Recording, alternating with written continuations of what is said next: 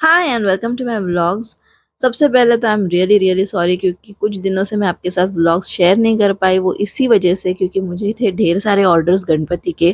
तो 3-4 दिनों में मैंने कैसे ही ऑर्डर्स कंप्लीट किए वो मैं आपके साथ शेयर कर रही हूँ। तो हमें चिवड़ा, लाडू, बर्फ़ी इन सारी चीज़ों के ऑर्डर्स थे। तो देखिए हम काम पे लग गए थे।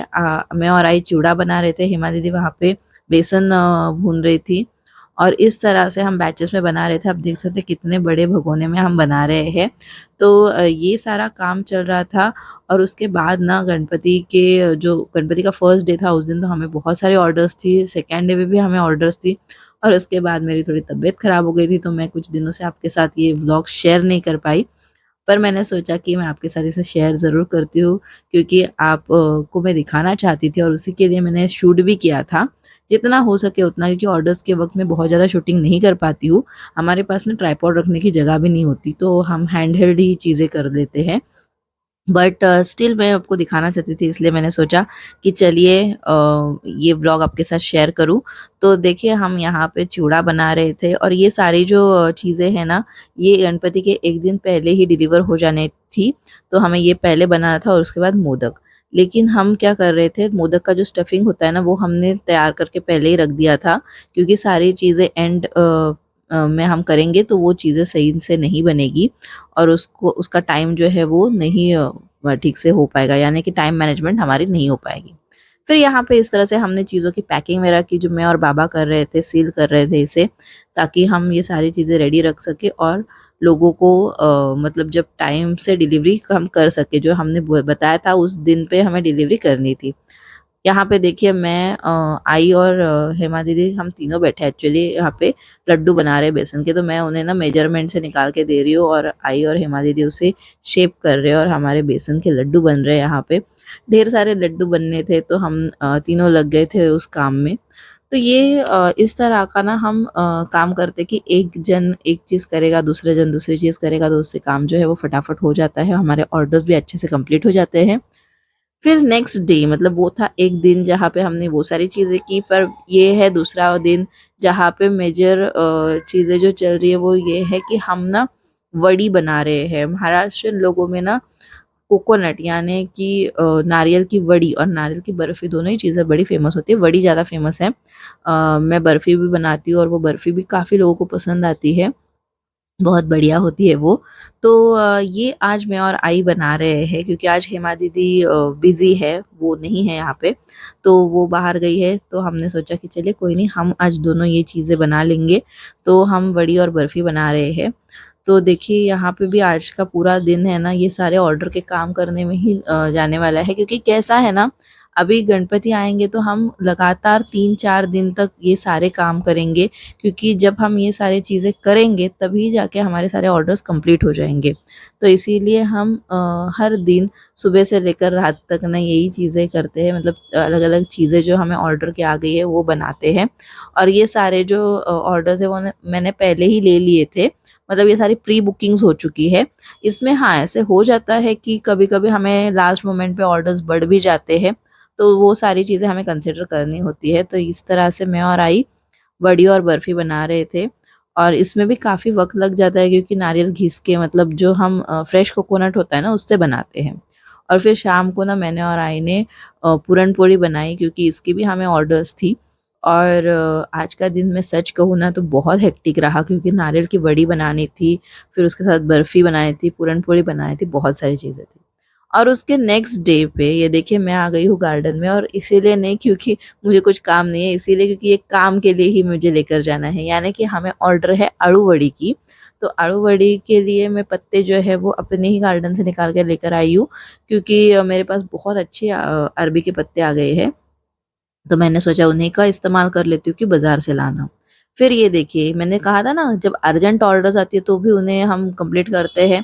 तो ये है अर्जेंट ऑर्डर हमारी जिसमें हमारे मोदक जो है वो बढ़ चुके हैं, तो हमने फिर से नारियल घिसे हैं, फिर से हम उसका स्टफिंग बना रहे हैं क्योंकि जो हमने बना के रखा था वो कम पड़ने वाला है। तो ये ऑर्डर बढ़ने की वजह से हमें फिर से ये सब करना पड़ रहा है।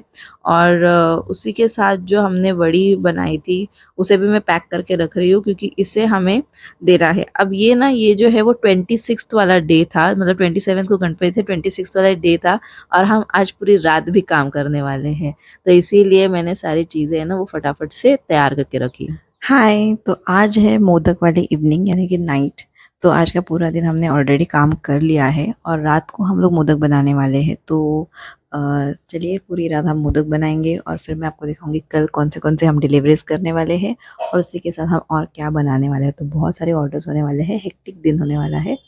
परसों का भी दिन हमें ऐसे ही काम करना है। तो चलिए अब शुरुआत करते हैं मोदक बनाने की।